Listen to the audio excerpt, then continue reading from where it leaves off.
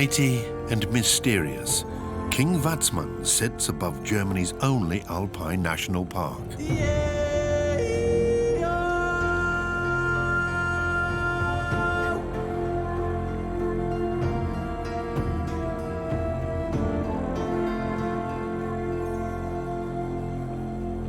The land below the famous mountain is ruggedly beautiful, wild and untamed. A land between heaven and earth where the golden eagle roams. A land shaped by ice and rock and formed over millennia by the forces of nature.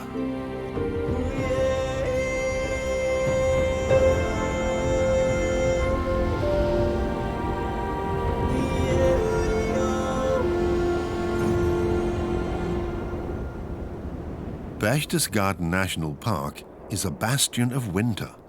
While spring has sprung everywhere else, the mountain pastures are still covered by a thick blanket of snow.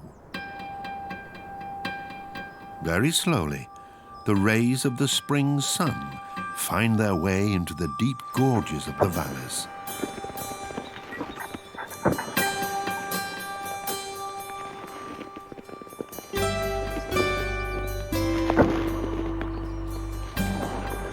Just like in the days of Prince Regent Luitpold, horse-drawn sleighs still travel through the valley. But nowadays, the proud, heavy horses transport tourists, not a monarch, through the mountain forest.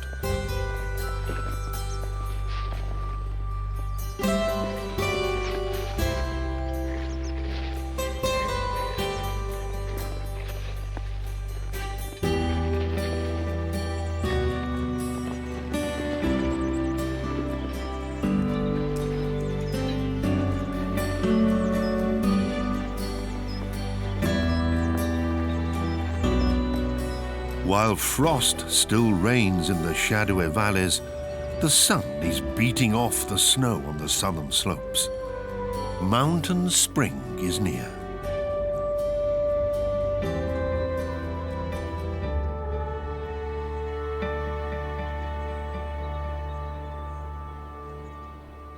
There are strange tracks in the melting snow.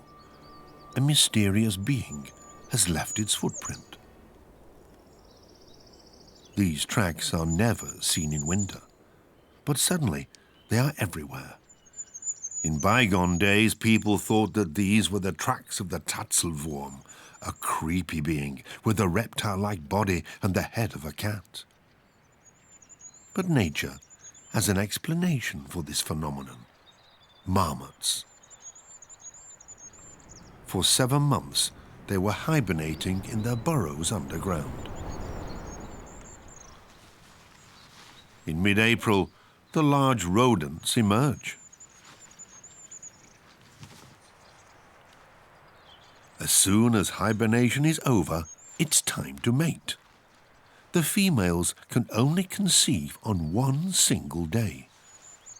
Very few people ever get the chance to witness the mating of a marmot couple. Usually, the love act happens under cover of their burrow.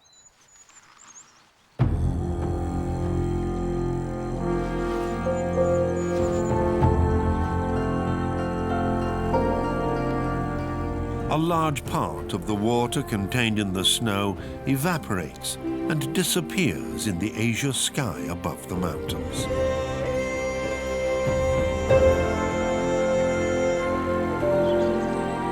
The rest collects and flows downwards to the valley.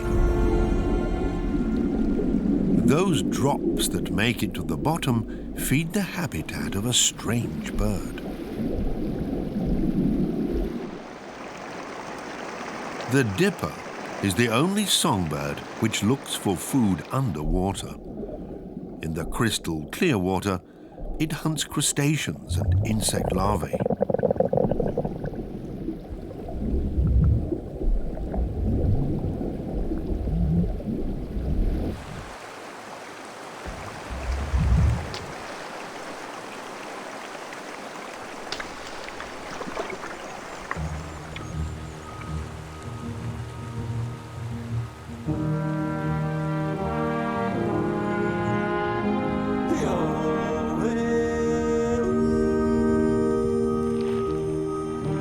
Wherever the dwindling snow exposes the ground, life is stirring. The Soldanella has already formed buds underneath the snow, and within a few hours, its blossoms open up. Now the sun coaxes other botanical gems from the ground. Among them, the Christmas rose, one of the largest and most magnificent spring flowers in the Alps.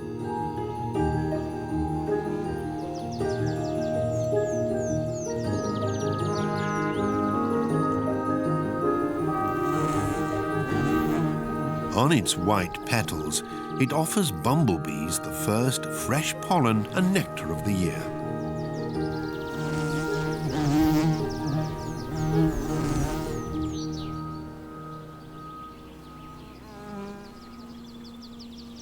An old tale has it that the impressive mountain massif is a monument to a ghastly, scandalous deed.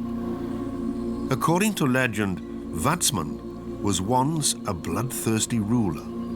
When he set his dogs on a peaceful family of shepherds during a hunt, the dying shepherdess cursed him.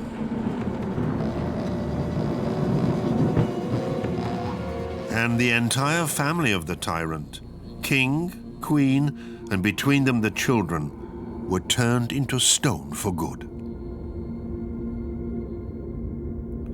When warm and humid air rises along the slopes, clouds form far below the mountaintops. In this grey area between sky and earth, the black grouse assemble at their traditional mating grounds every year.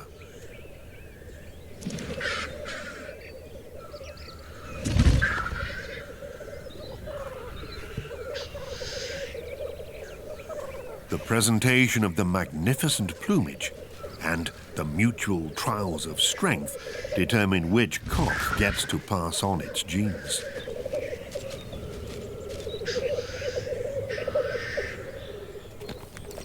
The frantic hustle and bustle even arouses the curiosity of the chamois, who share the habitat with the now rare birds.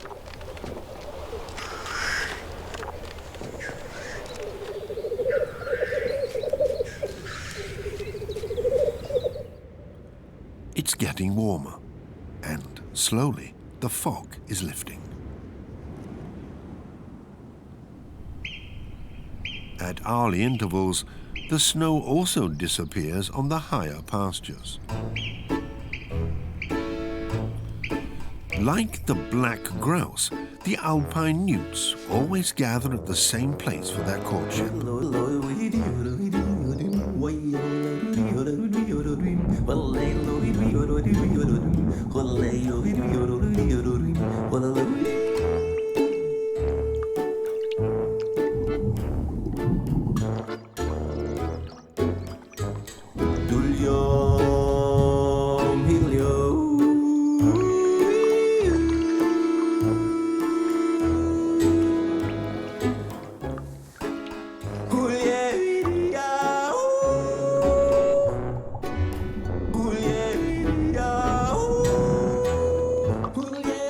As there are no aquatic plants, the muddy edge of the bank has to serve as the site for egg laying.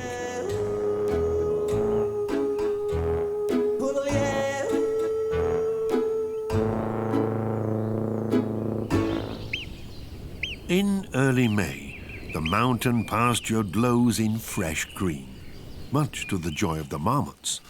After months of hibernation, their territories need to be redefined.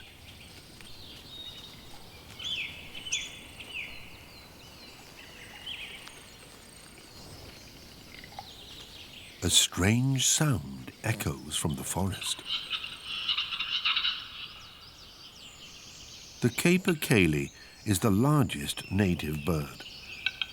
These stately creatures prefer the sun-drenched old coniferous mountain forests as a habitat. Despite their size, capercaillies are very frugal. Thanks to special microorganisms in their intestine, they can even survive on spruce needles.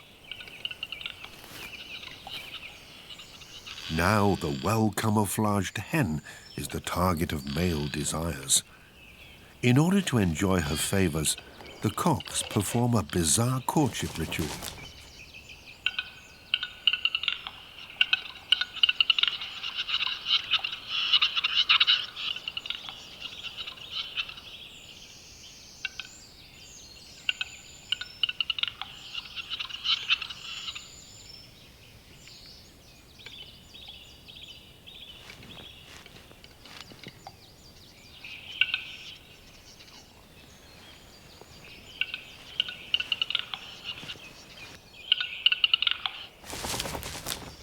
The males always congregate in the same display arena.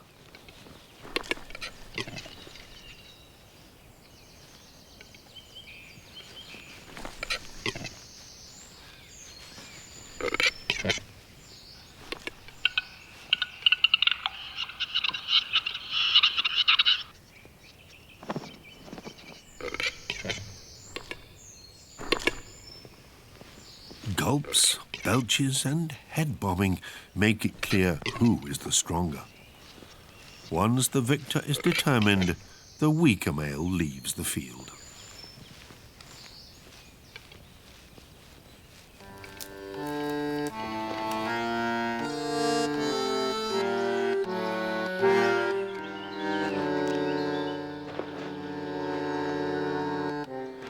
The capercaillie, the original chicken, has always made a powerful impression on humans.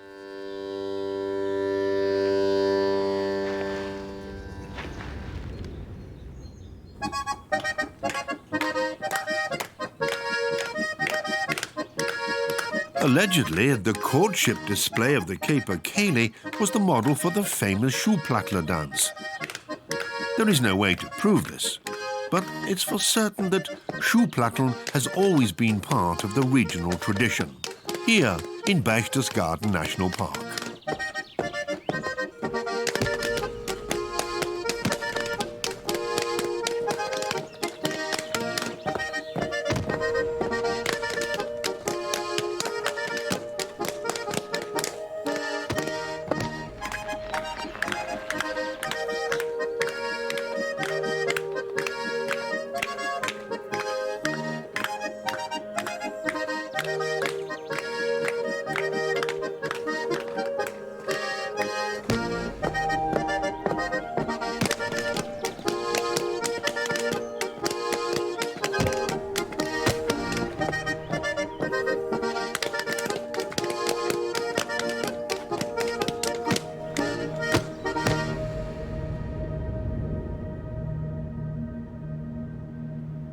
Rugged limestone cliffs and steep rock walls characterize this natural fortress. Even chamois have to be careful not to fall. Impressive mountain peaks rise above the alpine meadows.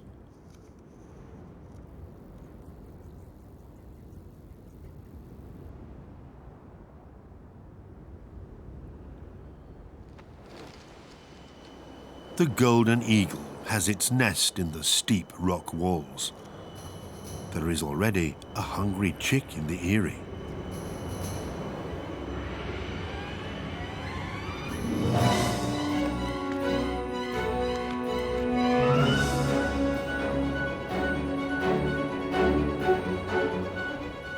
The parents need to keep going out hunting. Only rarely do they actually return to their rocky turret with prey.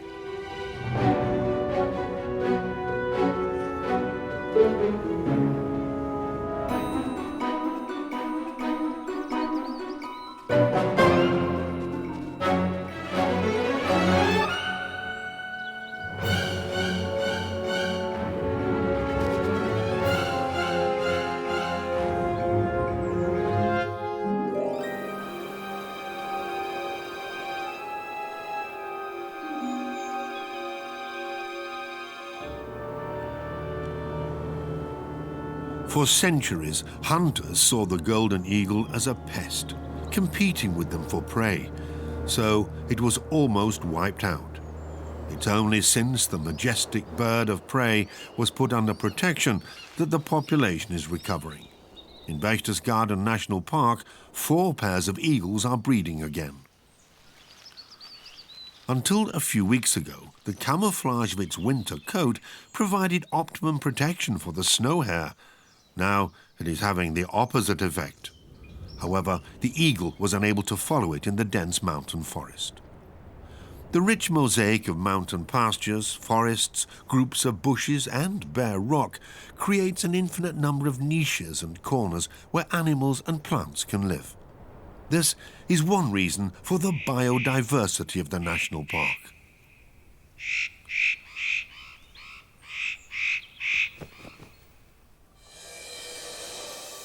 Everywhere life is now bursting from the ground, like these alpine auriculas.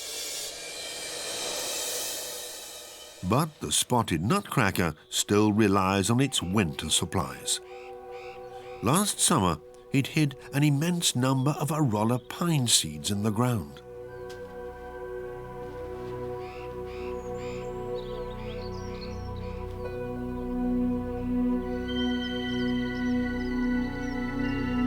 Alpine auriculas are widespread in chamois territory. That's why they're also called Gamsblume, chamois flower. It's high time for a change of coat, for when it gets warmer than 20 degrees Celsius, a thick furry coat becomes a burden. Primrose, gentian, and all the other spring flowers turn the sad brown of the mountain meadows into bright colors.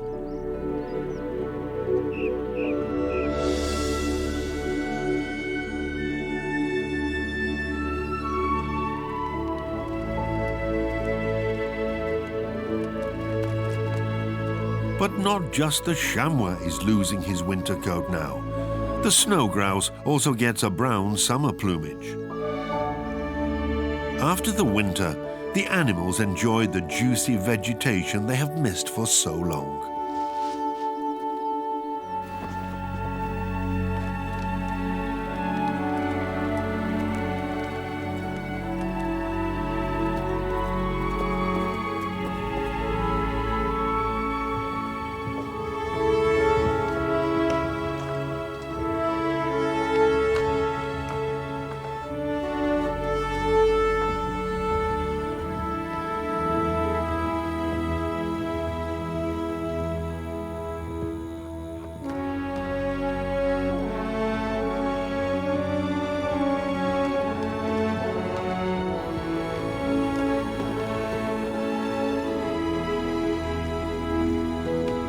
A mountain wilderness like this lets us look into a time long gone, a time when nature, not mankind, formed the landscape.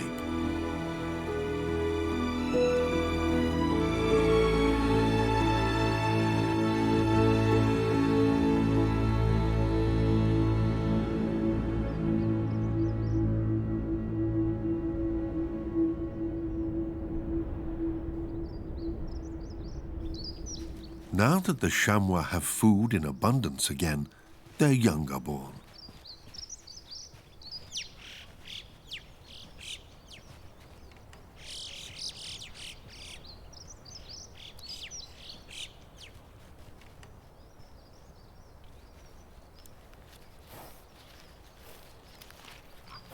But as free and carefree as the childhood of the little fawns seems to be, many of them won't survive the summer. In the breeding season, chamois fawns are the golden eagle's main prey.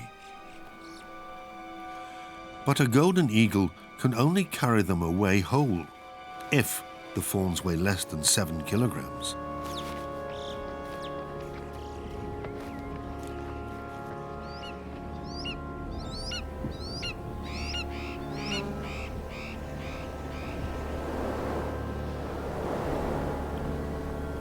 Again, the parent bird doesn't have fresh meat. He's only carrying thin twigs for the eyrie.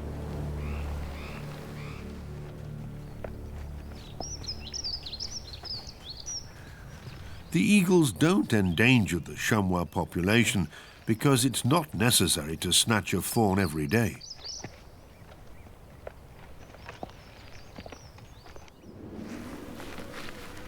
Often, large prey remains in the eyrie for several days and is gradually fed to the chick.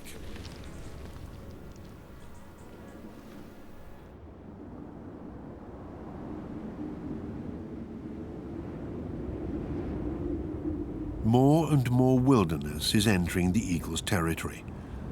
Since 1978, the national park's founding year, some 5,000 hectares of mountain forest have remained unused. Not even the dead wood of Windthrow is removed. It's left to the natural cycle of growth and decay.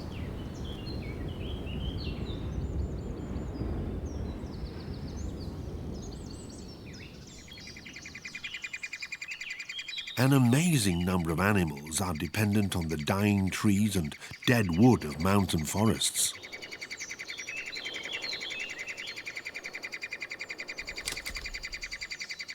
The three-toed woodpecker loves to feed her chicks with fat beetle larvae. Just before the little woodpeckers get ready to fly, they need huge amounts of food and keep their parents busy with their constant begging.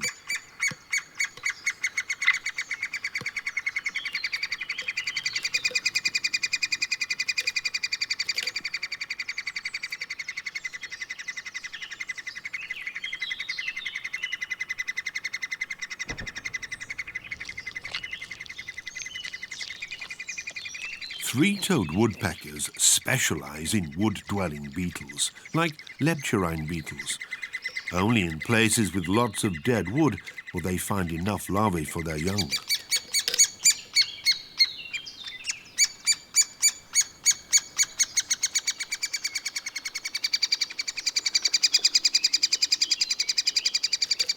Through the beetles, the energy contained in the dead wood is transferred to the woodpecker, so to speak.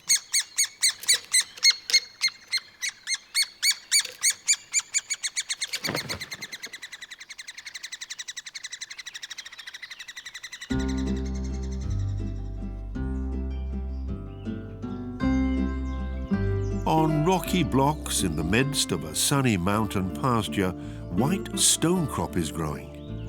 On the meaty leaves, the Apollo butterfly's caterpillars hatch from tiny butterfly eggs.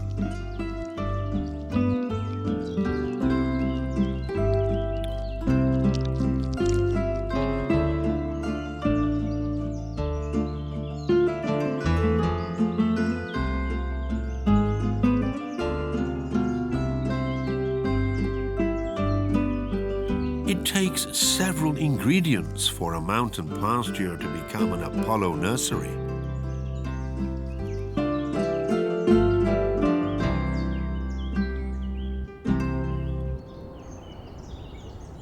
Without alpine farming, the meadows and their many species would give way to the mountain forest within a few decades.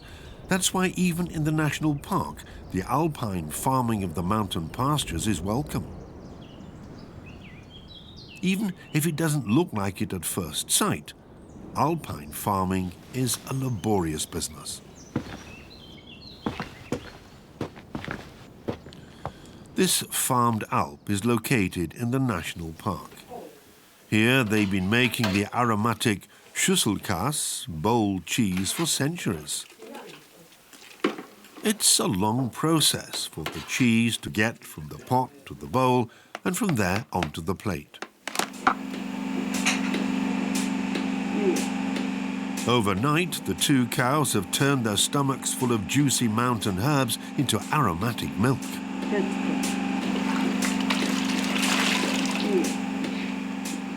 Even if the farm is still largely run traditionally, the dairymaid doesn't milk the cows by hand anymore. A milking machine powered by a noisy generator takes over the task. Edelweiss, the cow, has no preference.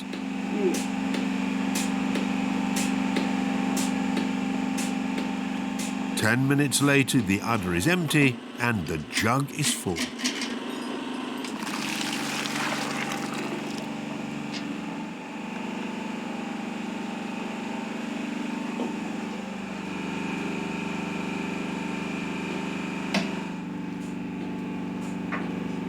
The milk is poured into the centrifuge.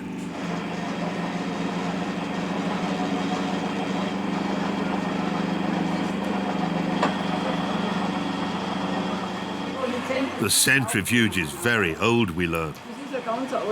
The skimmed milk flows into the larger bucket. It's used to make the Schüsselkäse cheese, a delicacy manufactured in the mountains.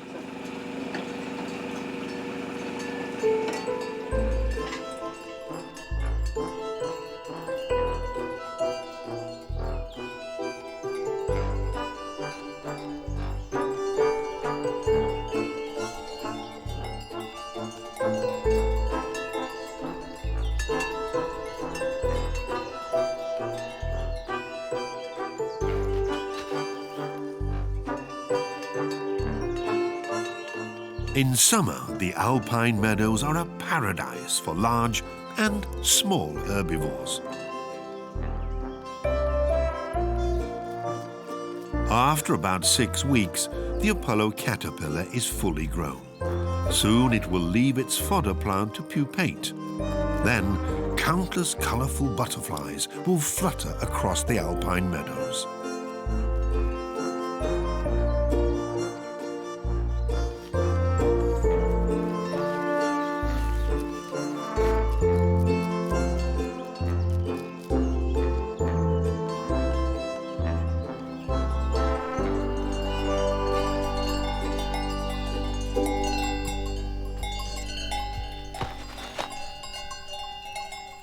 Not only the soft ground of the meadow, in many places the hard rocks also seem covered with hoof prints. However, these are the fossil remains of huge Megalodonticidae, cowstep mollusks, witnesses of a geological era long gone. 200 million years ago, the Berchtesgadener land was indeed covered by a tropical ocean.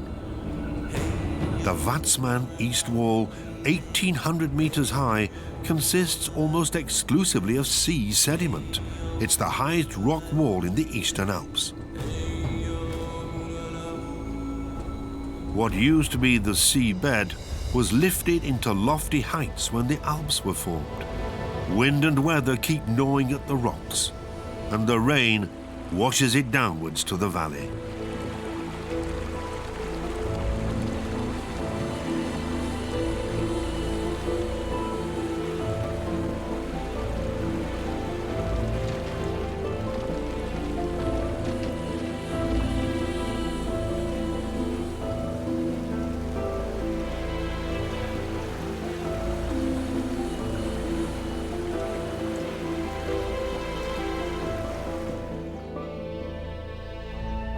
Embedded in a vast valley, like a stony glacier, is the largest debris flow of the Northern Alps, the Wimbach-Gries.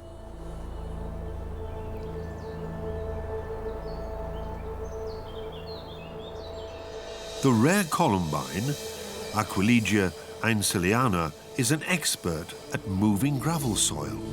At the end of June, it unfolds its delicate flowers. The dainty little plant lives in a habitat which couldn't be more extreme and barren, but it can thrive undisturbed.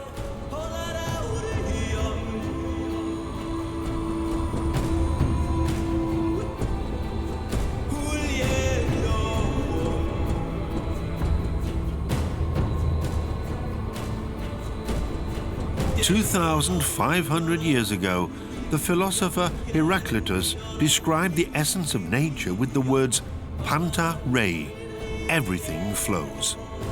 Here in the Wimbach-Gries, you can see that even mountains flow.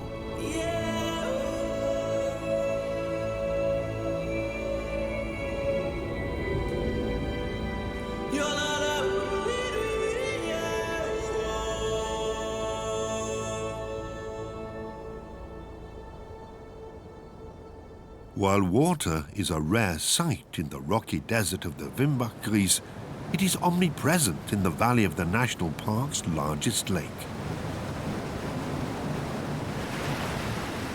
At its southern end, the foaming water masses of Germany's highest waterfall plunge down over almost 400 meters.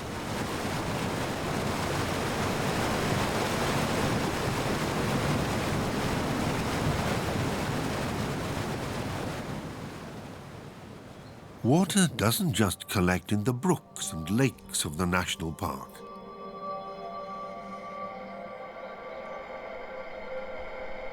Moist air masses condense in the coolness of the higher altitudes to form fog, which many plants and animals rely on, like the alpine salamander. Because it is partial to wet and cold weather, it is also called Regenmandel, rainman.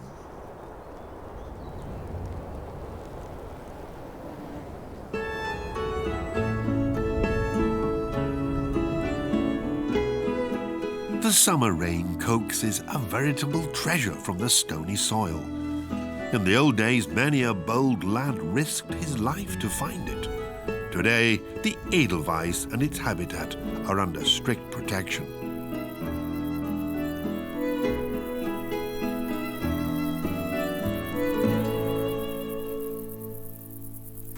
The white, star-shaped flowers exude an aroma of sweat and honey, irresistible for flies.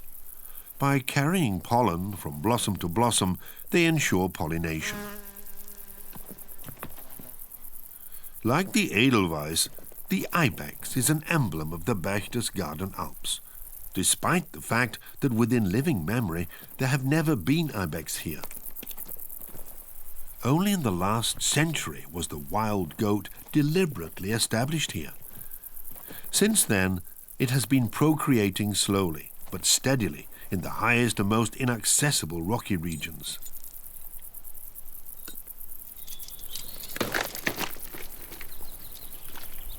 Biologist Benjamin Menner examines the question of whether the ibex was endemic to this part of the Alps in earlier centuries. Evidence of this can be found in the depths of a cave which can only be accessed via a vertical gorge.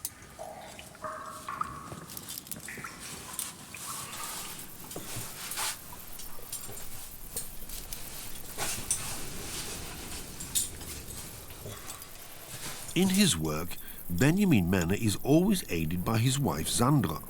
She's an experienced speleologist too. The two of them have salvaged many a surprise from the belly of the mountains.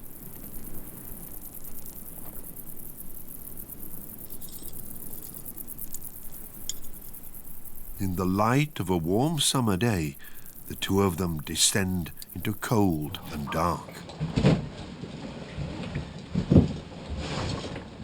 The narrow shaft leads to a special cave.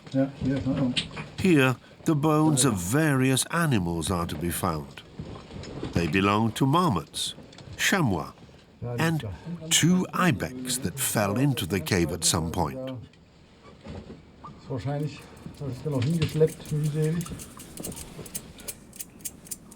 Now the skeletons are to be salvaged so they can be presented to the public in the National Park Centre. The bones were discovered a while ago, but Benjamin Menner was the first to examine them thoroughly. Taking out the bones is a complicated task, so that they can be exhibited according to their position on site later. Their position on the floor of the cave has to be documented with precision. C1, nach links raus. Benjamin Menner's favorite research subject is the life of cave moths. But this find also appeals to him a lot, as he can draw significant conclusions. B1.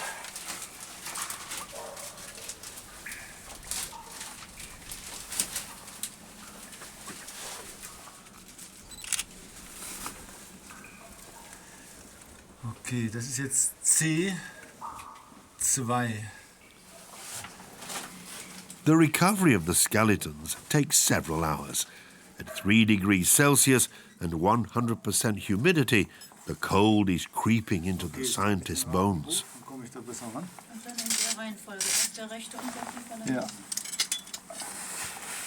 Benjamin Menner has already sent some samples to a specialized laboratory to analyze the age of the bones. The results of the radiocarbon dating will be made public in the National Park Centre.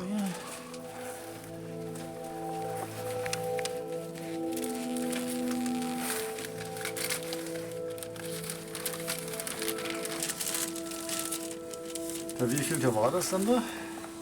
Das ist Nummer 66.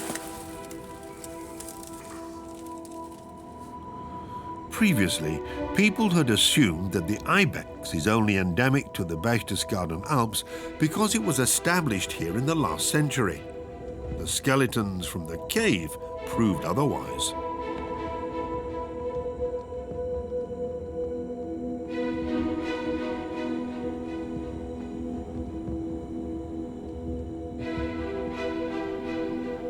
But if the ibex was actually native to this region originally, why did it disappear at some point?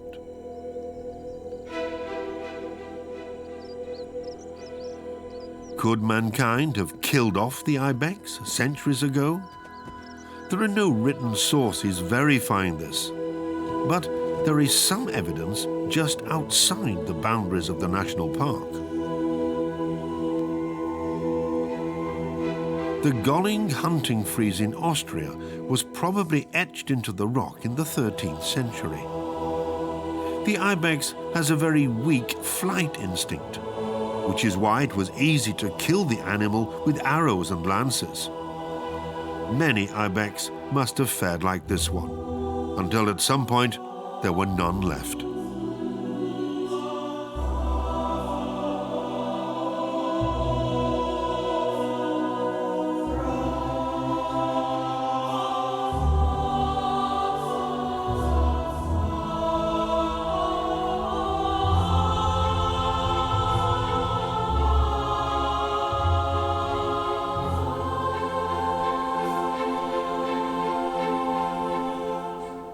The early inhabitants of the Berchtesgaden Alps have left behind a whole collection of mysterious rock engravings. As many symbols are borrowed from Germanic mythology, some local historians assume that the oldest engravings date back to the time of the mass migration in the 5th century. The drawings etched into the rock prove how long mankind has been settled in the Berchtesgaden Alps.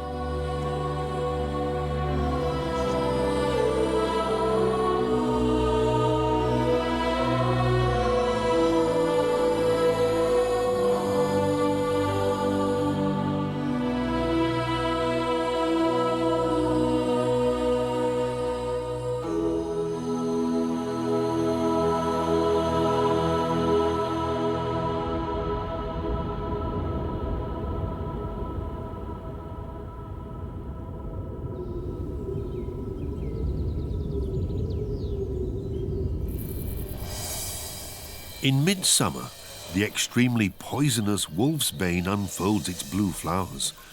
The grazing livestock stay well clear of the inedible and dangerous perennials. However, an inconspicuous insect is making a beeline for them, the Gerstecker bumblebee. One of the world's rarest species of bumblebee, it can only survive in places where there is a lot of wolfsbane. Gerstecker bumblebees are extreme as far as specialization in a particular source of food is concerned. They exclusively feed on the nectar and pollen of the wolfsbane flower. With their long tongue, they easily reach the nectar, which is well hidden inside the flowers.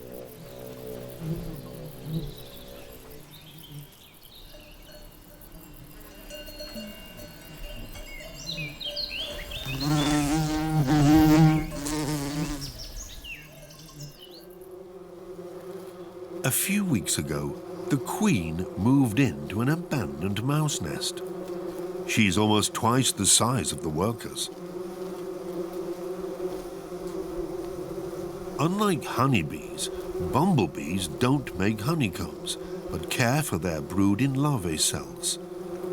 The fat bumblebee larvae can already be seen under the waxen surface.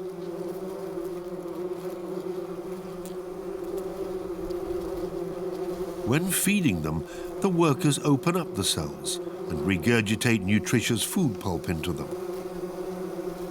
They do this by contracting their abdomen. If the temperature in the nest is about to drop, the workers gather the padding of the old mouse nest to warm the brood.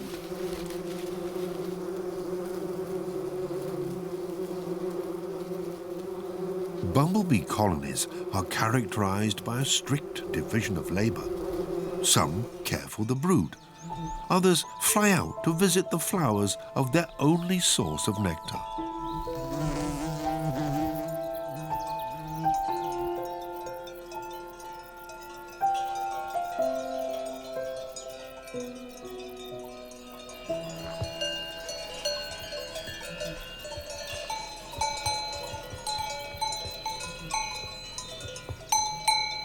Wolfsbane is not the only plant the cows in the alpine pasture avoid. While one species is too toxic, the other one is too bitter. In late summer, the flowers of Gentian pannonica jut out of the alpine meadows in many places. At first sight, the lavish perennial has little in common with its much sung-about Asia relative. But like all members of its species, Gentian pannonica is very rich in bitter substances.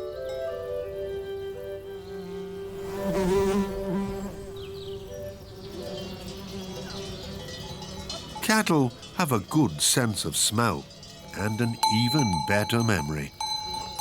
After one bad experience with the bitter herb, they remember the smell and avoid it in future. To live is to learn, even in the animal world.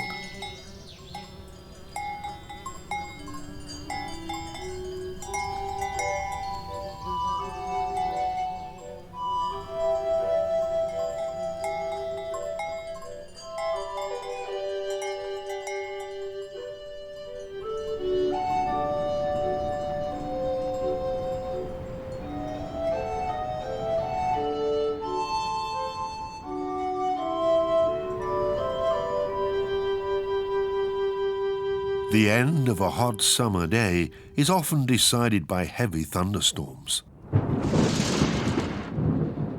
Sudden changes of weather are a notorious danger up here.